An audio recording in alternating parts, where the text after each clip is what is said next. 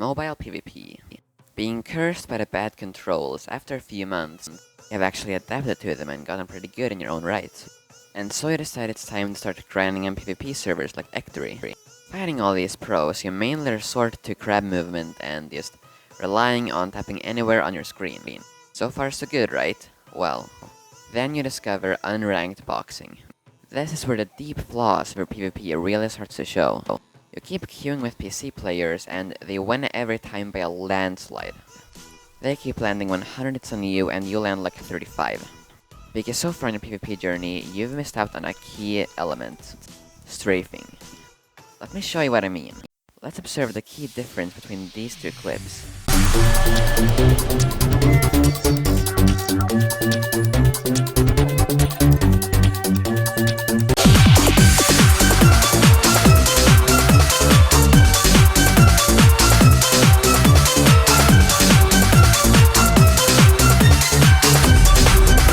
Alright, now, when we look at the first clip from a few months ago, we can spot out two fatal flaws. There is no strafing and there are no swipes. First of all, instead of strafing, I did a side-to-side crab movement, which is very effective in some cases. We can't rely on it solely, or else controller and PC players will strafe you with ease, walking in a pattern that makes it hard for you to hit them. Secondly, I was solely relying on tapping anywhere on my screen instead of swiping the screen to keep your opponent at the center of your screen at all times and prevent them from strafing you. Basically, what you're gonna need to do is pretty simple.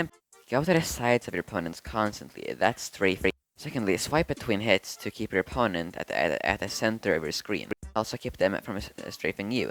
After grinding this new strategy, congratulations, you have reached what I like to call the high tier zone. This is your second big step in mobile PvP since the beginning. The high tier zone is where the greats like us Mario, HiaWZ, and Captain Swift reside in. But don't get it twisted, just because you've entered the high tier zone doesn't mean that you will be just as good as Captain Swift immediately. However, at this point you're definitely on the right track, the same track that HiaWZ, Captain Swift, and all of the other ones took. So congrats on making it this far. But wait, we're not done yet. Let's make a scale from 0 to 10 and put these high tier mobile players in it. Just for reference, let's put Captain Swift at 10 out of 10. And I know there are a few better players out there, however, I don't care. So I'm gonna be putting 5 players on this scale. Asian John, HiaWZ, Mystify Kiwi, Mbrain, and Leafhead. Remember that I can't get everything accurate, okay? It can't be 100% accurate. If I did any inaccuracies, come on, I'm human. Can't be perfect. First up, we got Leafhead. His aiming and movement are definitely very good. He got 5-2'd by Aureologist once, which, hey, that's pretty good.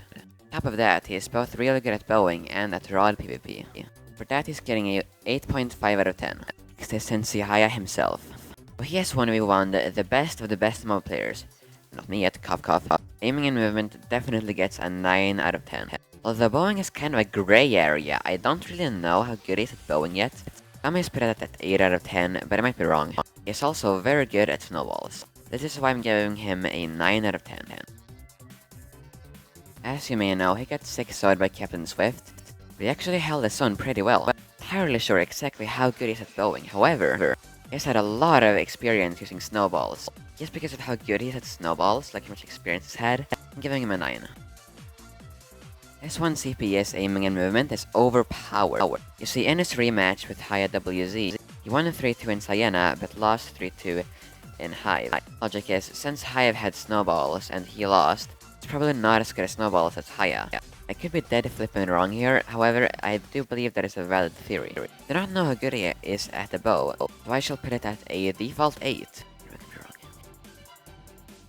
Now, I want to move on Kiwi all the time, so I know our PvP capabilities pretty well. There's definitely some improvement needed. I don't think she's as good at snowballs and bowing as the previous people in this list.